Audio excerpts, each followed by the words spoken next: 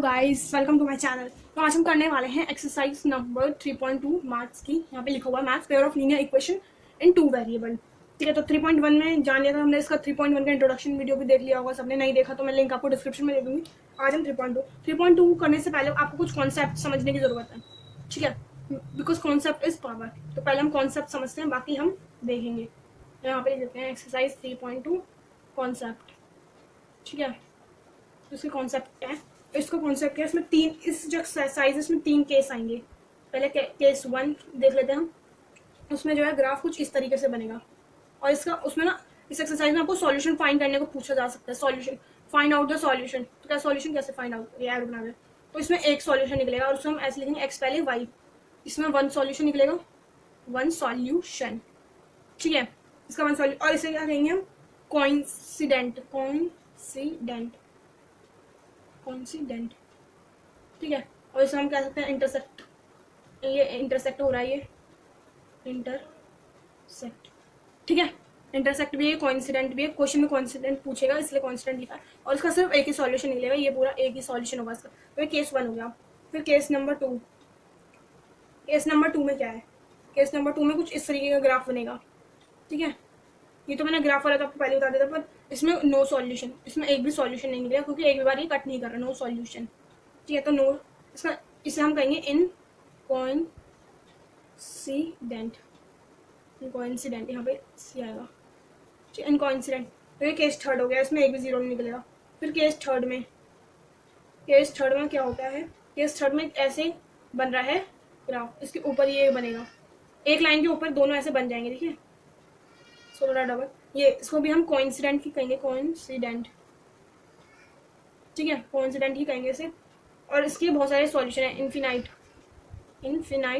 Solution. कितने सारे solution है इसके, कितने भी सॉल्यूशन निकल सकते हैं, कोई फिक्स नहीं है कितने निकलेंगे, क्योंकि एक लाइन के ऊपर दूसरी लाइन में जा रही है। इसे हम कहते हैं डिपेंडेंट। ठीक है, डिपेंडेंट भी कह सकते हैं इसे हम, कोई प्रॉब्लम नहीं। इनके इतने सारे नाम है। तो ये तीन केस तो समझ में आ गए होंगे सबको। तो मैं इसको रफ कर देती हूँ, आपको अगर नोट करना है किसी कॉपी में तो नोट कर सकते हैं।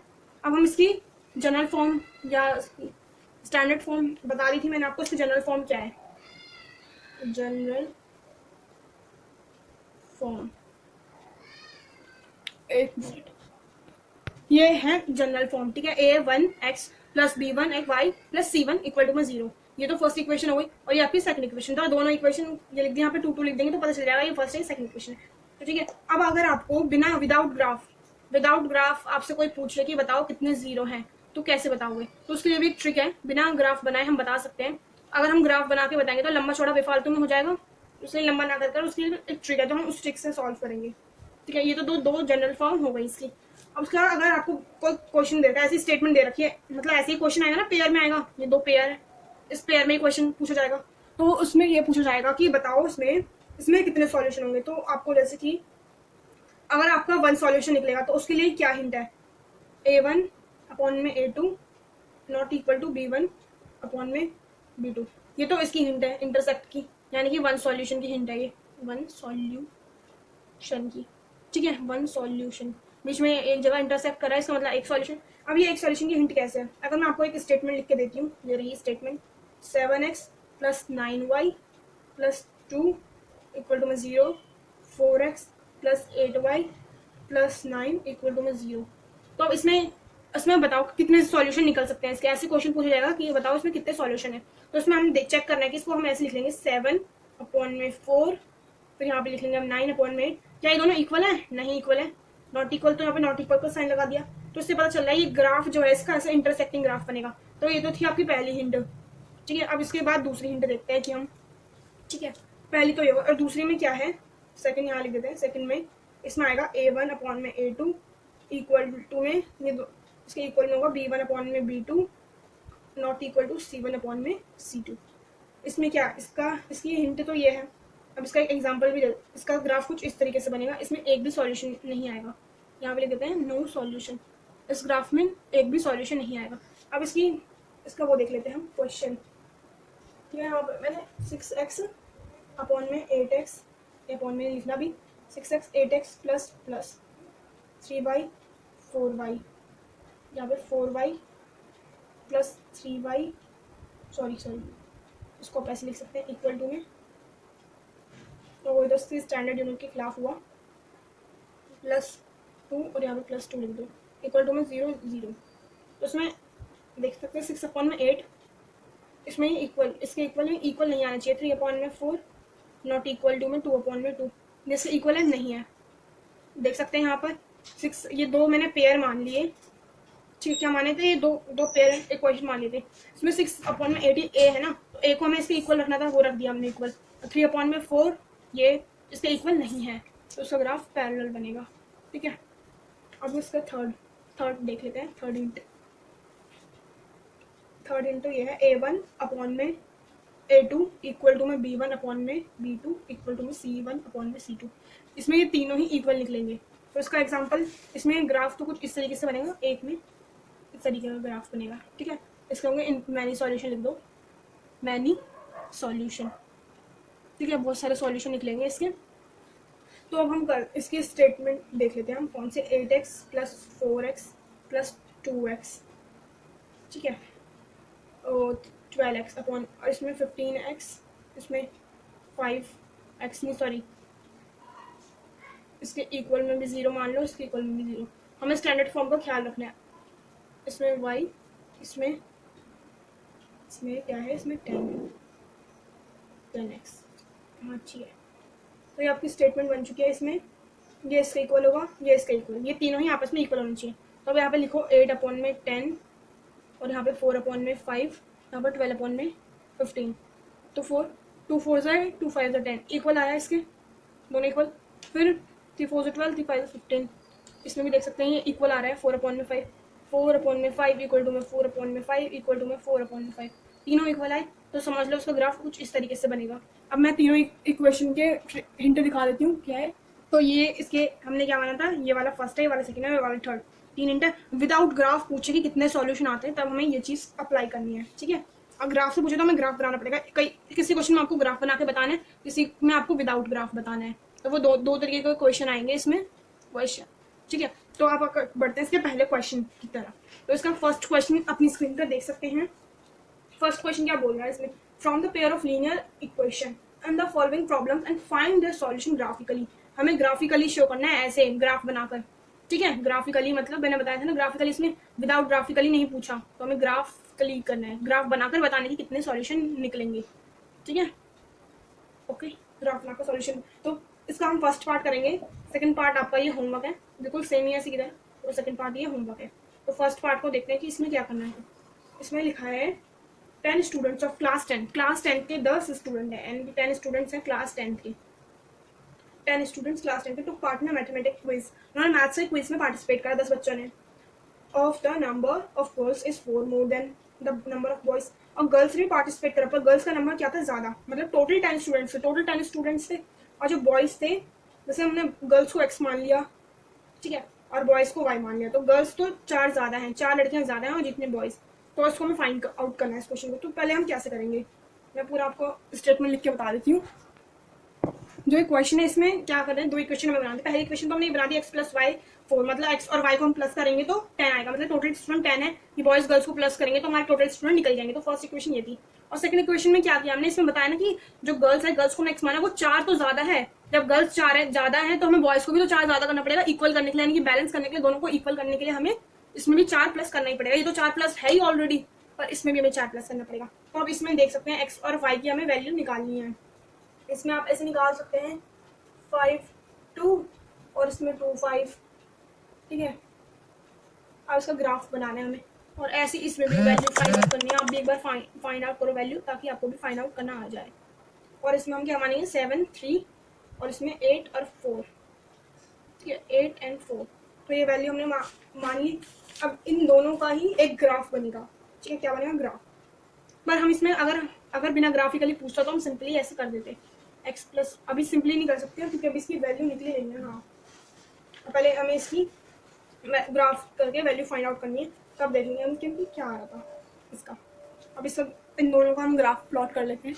बिना ग्राफ बनाए भी हम बता सकते हैं कि इस जो हम अभी ग्राफ बनाएंगे उसमें कितने सॉल्यूशन आएंगे।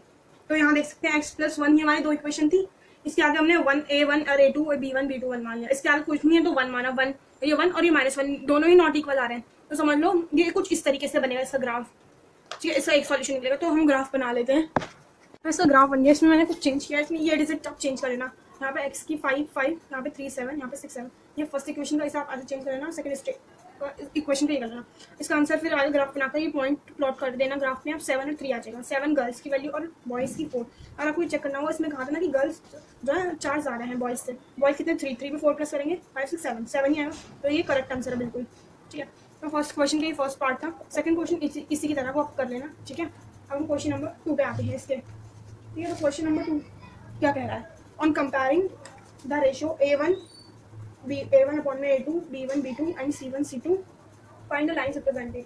तो लाइन रिप्रेजेंटिंग को हमें फाइंड करना है। The following pairs of linear equation intersect at a point or parallel or coincident. हमें बताना है ये पैरेलल है, कोइंसिडेंट है, ये इंटरसेक्टिंग है, वो बताना है। ये तो बहुत ईजी है, हमने अभी जो कॉन्सेप्ट सीखा था हम उससे कर लग कॉन्सेप्ट के थ्रू से हम कर सकते हैं।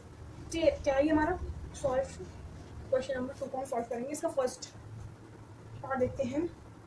5x minus 4y plus 8 equal to में 0, 7x plus 6y minus 9 equal to में 0। ऑन कंपेयरिंग, यहाँ पे लिख लेंगे ऑन कंपेयरिंग मतलब हमने कंपेयर किया इनको। 5/7 आ रहा है ये, तो यहाँ पे -4 है, यहाँ पे -6 है। क्या इक्वल है? Not equal. तो इसका ग्राफ ये कैसे आ रहा है? A1 अपॉन में A2 not equal to B1 upon में B2। तो ये इंटरसेक्टिंग है, हमने इसमें बता दिया ये इंटरसेक्टिंग है। इसका जो ग्राफ बनेगा वो इंटरसेक्ट हो रहा होगा। तो फर्स्ट पार्ट ये, second part 9x plus 3y plus 12 equal to में 0, 18x plus 6y plus 2 24 equal to में 0। तो अब इसका हम लोग करना है 9 अपॉन में 18 3 6 और 12 24 तो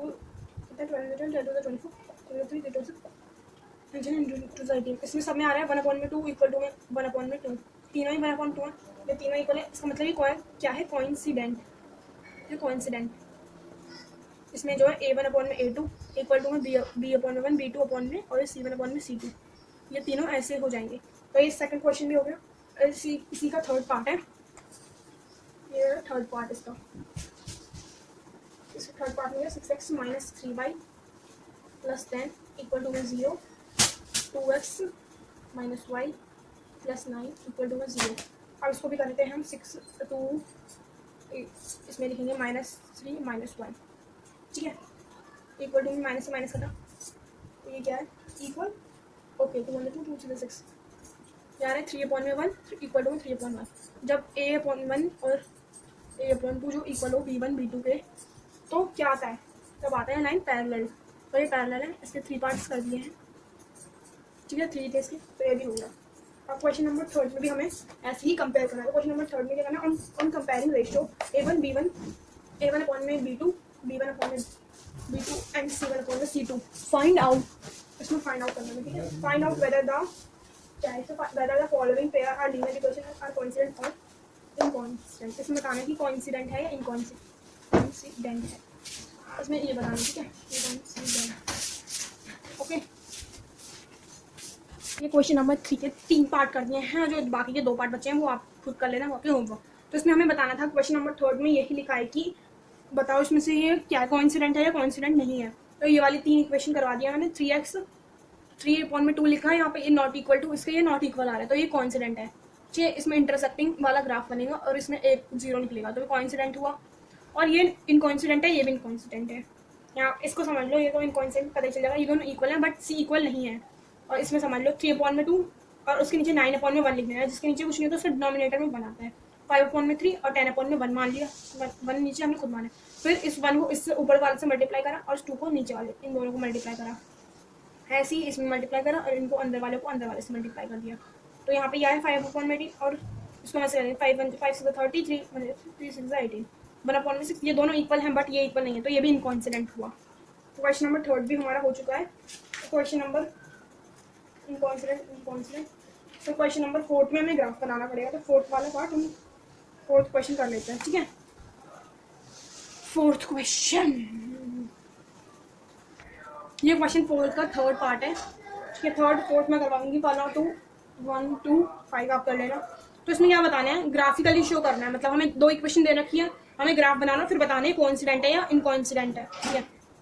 तो इसके ये इक्वेशन है, इसमें हमने 2x यहाँ लिख लिया, फिर 6 यहाँ लिखा, और ये प्लस वाई है, यहाँ पे माइनस वाई हो गया, फिर x लिखा, 6 माइनस वाई अपॉन में 2, यहाँ तक तो समझ में आ गया। फिर यहाँ पे 4x इक्वल टू में 2 में क्या है y, यहाँ पे 4, सॉरी ये 4 है और प्लस 2y, तो x इक्वल टू में 4 प्लस 2y अपॉन में 4। तो ये इक्वेशन दो इक्वेशन का हमने x की वैल्यू फाइंड आउट कर दी, फाइंड आउट करेंगे मतलब करें, ये कर दी। उसके बाद ये आप वैल्यू मान लो, ये मान लो और ये मान लो। उसके बाद आपको ग्राफ शो करना है, ये रहा ग्राफ बना दो।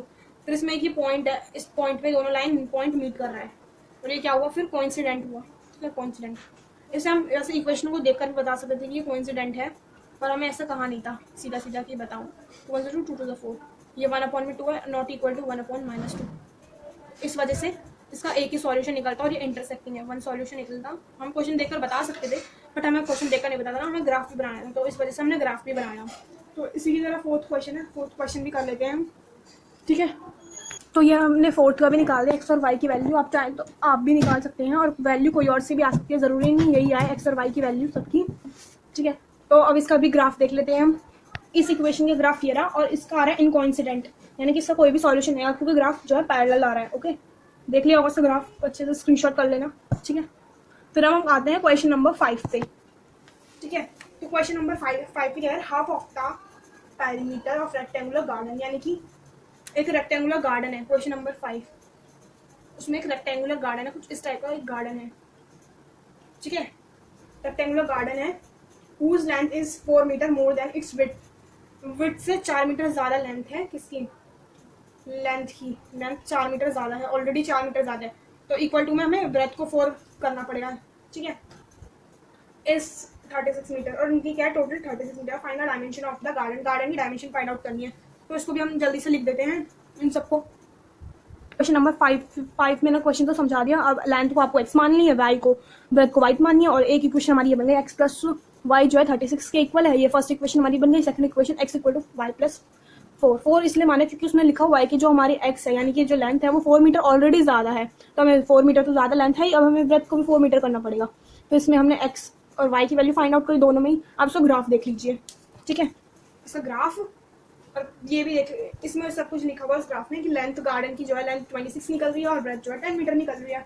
और यहाँ पे ये भी देख सकते हैं कि जो है x plus y equal to में 36 था, इसमें 26 आ रही है, और 10 इक्वल टू में 36, ठीक है, ये भी देख सकते हैं आप। तो इस ये रहा इसका ग्राफ। अब हम क्वेश्चन नंबर 6 पे आ जाते हैं। जो क्वेश्चन नंबर 6 है उसमें क्या पूछा गया हमसे, क्वेश्चन नंबर 6 नहीं, sorry question number 6, given the linear equation, हमें कुछ एक ये लीनियर इक्वेशन दे रखी है। कौन सी लीनियर इक्वेशन है वो, 2x plus 3y minus 8 equal to 0, ये हमें एक इक्वेशन दे रखी है, ठीक है। क्वेश्चन नंबर 6, ये हमें एक इक्वेशन दे रखी है। Right another linear equation in 2 variable, हमें दूसरी इक्वेशन बनानी है, तो इक्वेशन 1 है, अब हमें दूसरी इक्वेशन बनानी है, ठीक है। Such that the geometrical representation क्या हो, पहला तो हो इंटरसेक्टिंग, पहले तो इंटरसेक्टिंग होना चाहिए। और दूसरा जो है ग्राफ, अगर ग्राफ में ऐसी इक्वेशन बनाना कि वो इंटरसेक्टिंग हो, फिर दूसरी हो पैरेलल हो, और तीसरी में क्या हो कोइंसिडेंट। पहले हम इन दोनों को कर लेते हैं, ठीक है। तो इंटरसेक्टिंग की क्या पहले तो हम ये इक्वेशन यहाँ लिख देते हैं 2x प्लस, इसके नीचे की हमें दूसरी पेयर बनाना है, मतलब और उसका दूसरा पेयर कैसे बनाएंगे हम, देखो इंटरसेक्टिंग की क्या पहचान है, ये है ना a1 not equal to b1 upon में b2, और यहाँ पे a2, ये है। तो हमें इसके नीचे ऐसी कुछ वैल्यू रखनी है, जैसे कि हमने 3x मान लिया, प्लस 2y मान लिया, -5 मान लिया, और 0। अगर हम लिखेंगे 2 अपॉन में 3 और 3 अपॉन में 2, ये दोनों इक्वल नहीं है, तो सो सिंपल, यहाँ पे हम लिख भी देते हैं 3 अपॉन में 2, ये नॉट इक्वल। तो ये एक दो इक्वेशन इसकी बन गई। और सेकंड में क्या करना था, हमें पैरेलल बनाना था, तो इसके नीचे हम पहले तो ये इक्वेशन लिखेंगे जो क्वेश्चन में हमें दे रखी है, y माइनस 8 इक्वल टू में 0। इसकी पैरेलल की क्या पहचान होती है, पैरेलल की तो एक ही पहचान है, a2 इक्वल टू में b1 b2 और नॉट इक्वल c1 अपॉन में c2, ये इसकी एक पहचान है। तो ऐसे नंबर बताओ ये दोनों इक्वल हो जाए पर ये ना हो, तो इसकी जगह हम यहाँ पे 2x का 2x लिख देंगे, यहाँ पे 3y लिख देंगे, और यहाँ पे -16 लिख देंगे, और यहाँ पे 0, ठीक है। हाँ तो ये है, नहीं होता 8 1 8 2 16 1 अपॉन में 2 हो सकता है, यहाँ पे लिख देती हूँ ना मैं 2 अपॉन में 2 इक्वल टू में 3 अपॉन में 3 बट नॉट इक्वल 8 अपॉन में 16, 1 अपॉन में 2 काट के भी आ जाएगा। तो ये तो इसका हो गया पैरेलल का। अब हम कोइंसिडेंट का देख लेते हैं। इसका थर्ड पार्ट है कोइंसिडेंट। तो कोइंसिडेंट को कैसे पता करें हम? इसका जो हमें बुक में दे रखी है वो लिख देते हैं हम 2x में 3y माइनस 8 इक्वल टू 0। ठीक है, ये दे रखी है। अब इसमें हम सेकंड इक्वेशन फाइंड आउट करेंगे कोइंसिडेंट की। a1 अपॉन में a2 इक्वल टू में b1 अपॉन में b2 इक्वल टू में c1 अपॉन 2। इसकी दो ही पहचान है, एक तो हमने पहले में यूज़ कर ली, अब ये दूसरी। इसमें हम ये तीनों ही इक्वल करने हैं। तो तीनों इक्वल में क्या करेंगे हम? यहाँ पे 6x लगा देंगे, यहाँ पे 9y, यहाँ पर 24, यहाँ पे 0। तो 2 3 6 होता है और 3 3 9 होता है और 8 3 24 होता है। तो 1 अपॉन में 3 सब में आएगा, यहाँ पे 2 अपॉन में 6, यहाँ पे 3 अपॉन में 9 इक्वल टू 8 अपॉन में 24। 8 1 8 3 24, 3 3 9 2 1 2 2 3 6। तो ये भी हमारा क्या होगा? कोइंसिडेंट। Question number 6 complete. अब क्वेश्चन नंबर 7 में हमें क्या करना है? एक ग्राफ बनाना है। कौन सी इक्वेशन का? हमें ये इक्वेशन दे रखी है क्वेश्चन नंबर 7 में। एक इक्वेशन दे रखी है हमें x minus y plus 1 equal to में 0 एंड, ठीक है, दो इक्वेशन दे रखी है and 3x plus 2y minus 12 equal to में 0। दो इक्वेशन दे रखी है, इसका ग्राफ बनाना है। फिर एक ऐसे ट्राइंगुलर रीजन सा बनेगा, जिससे ग्राफ को हम कट करते हैं।